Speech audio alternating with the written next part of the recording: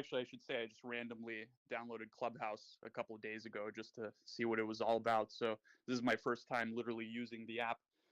But yeah, I got introduced to your friend Antonio, Elon, who had some good advice for me, and then introduced me to you. You had some great advice, and then I figured, I heard about this Clubhouse, and this has got to be part of the simulation. So I just thought, why not? So here I am. So I'm actually an adherent to the simulation. 5 years ago, that allowed precedent.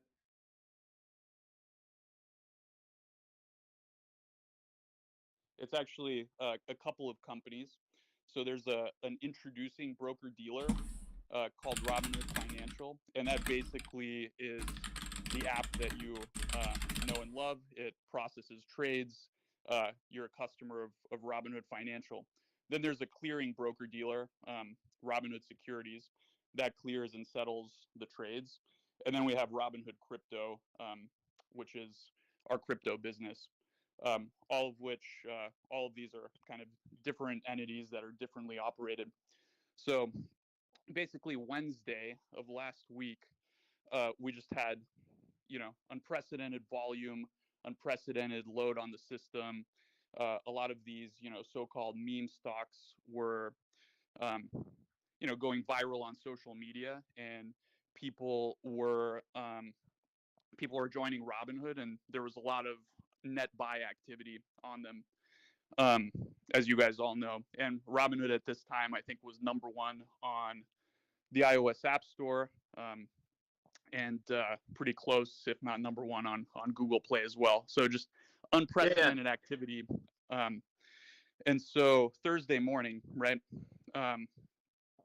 So I'm sleeping, but at 3:30 a.m. Pacific, our operations team receives a file from the NSCC, which is the National Securities Clearing Corporation. So basically, as a broker, as a clearing broker, and this is where Robinhood Securities comes in, we have to put up money to the NSCC based on some factors, including things like the volatility of the trading activity, concentration into certain securities, and this is the equities business. So it's based on stock trading and not options trading or anything else.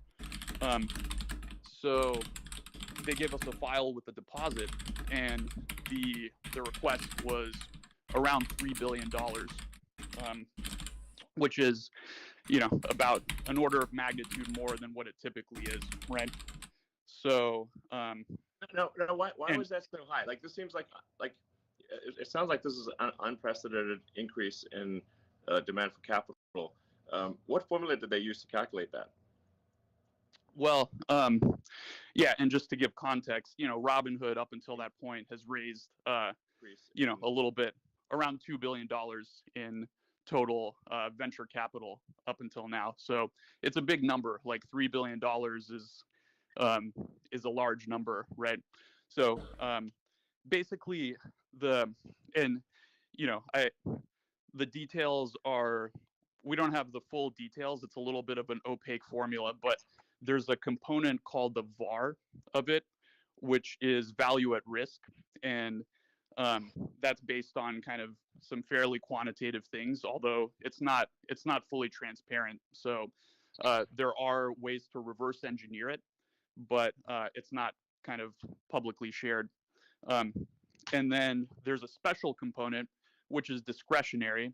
So that's that kind of act.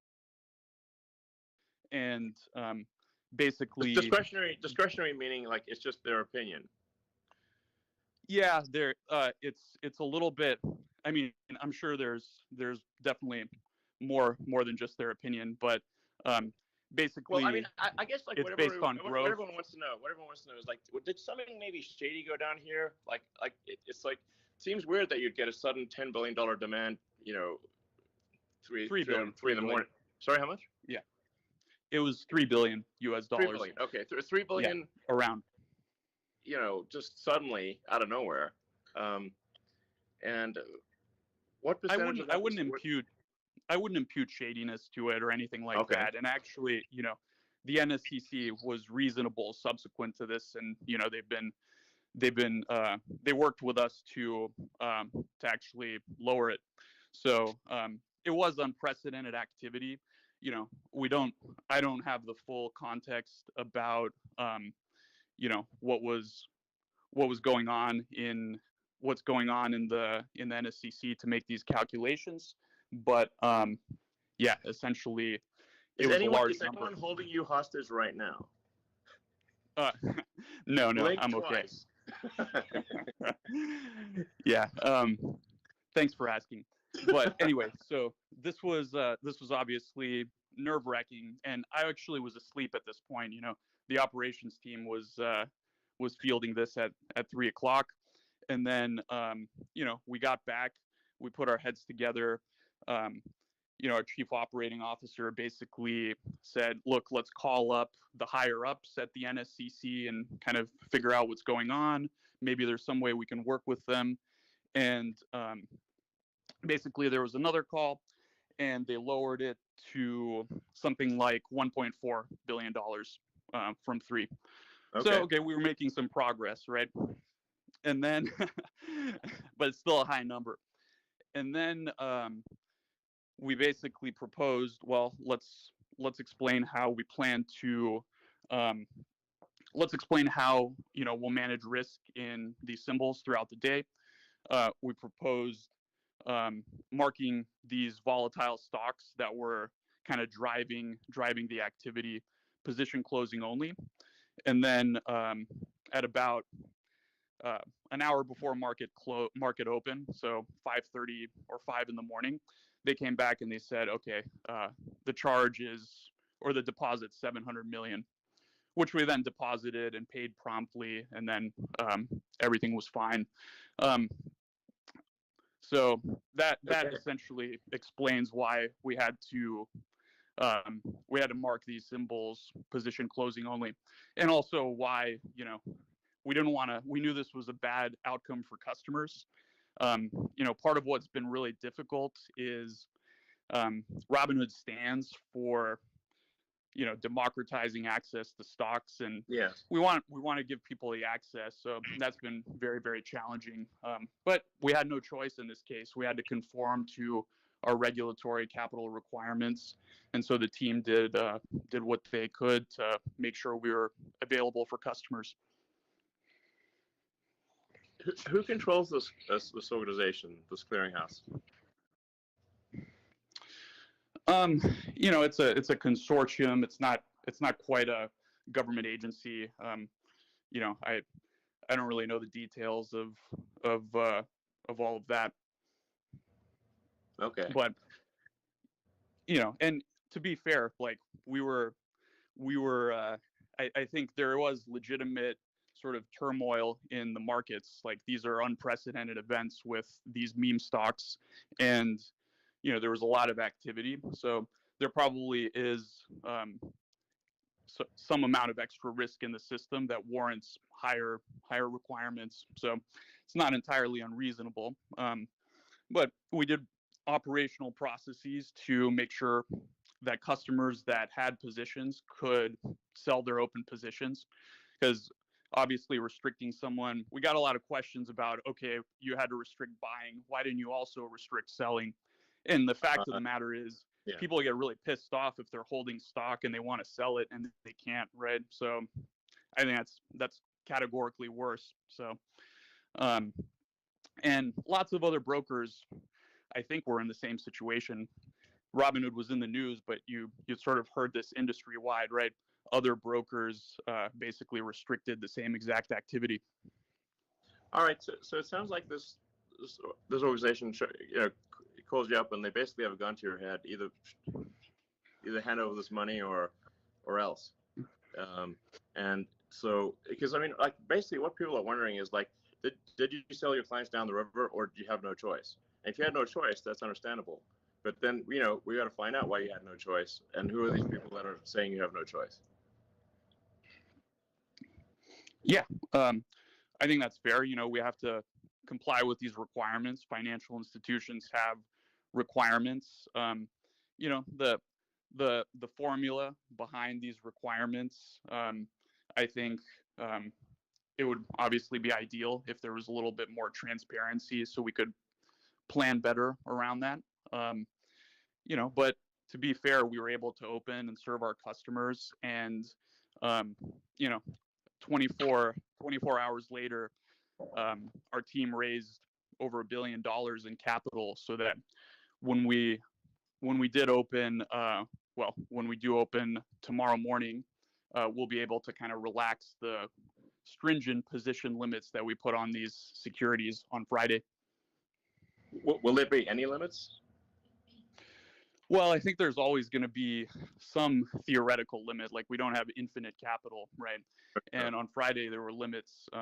So there's always going to have to be some limit. I think the question is, you know, will the limits be high enough to the point where, you know, they won't impact, you know, 99.9+% of customers.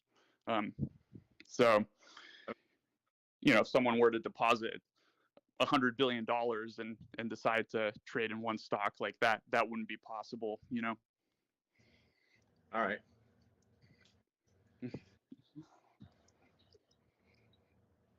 All right. Well, I guess people really just want to know, you know, if you had no choice, then you had no choice.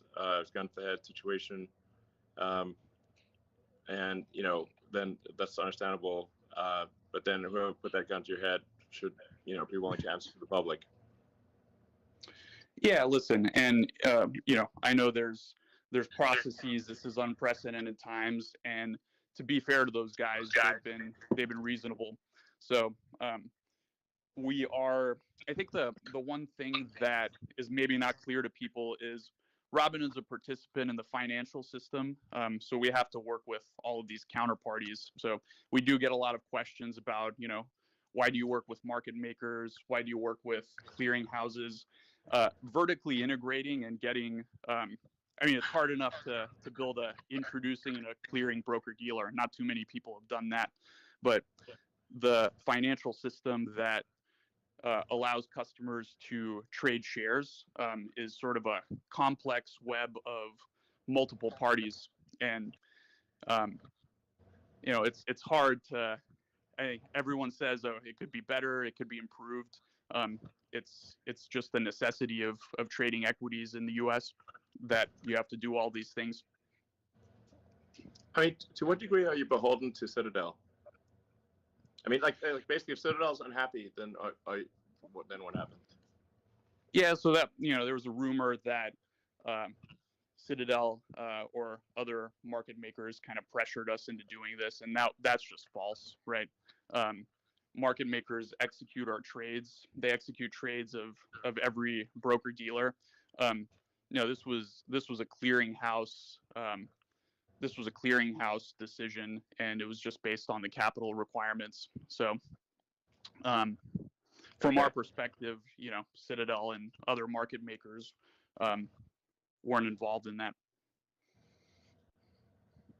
But wouldn't they have a strong say in who got put in charge of that organization, since it's an industry consortium, not a government consortium, or not a government regulatory agency?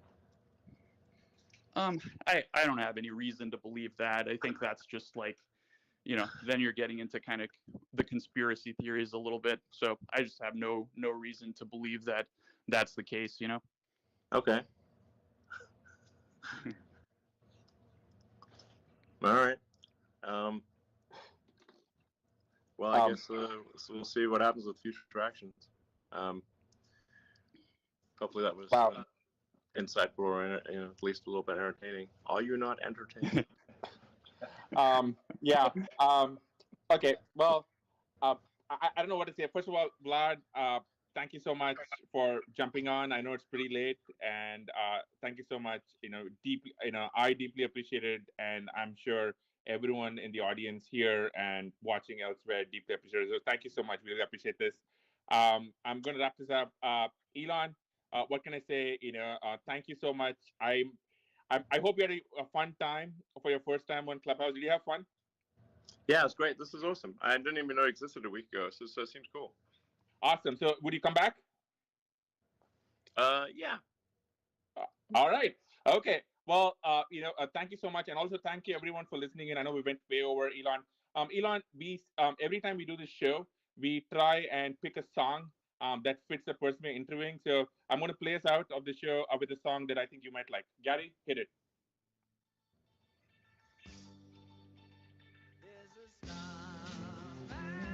There we go.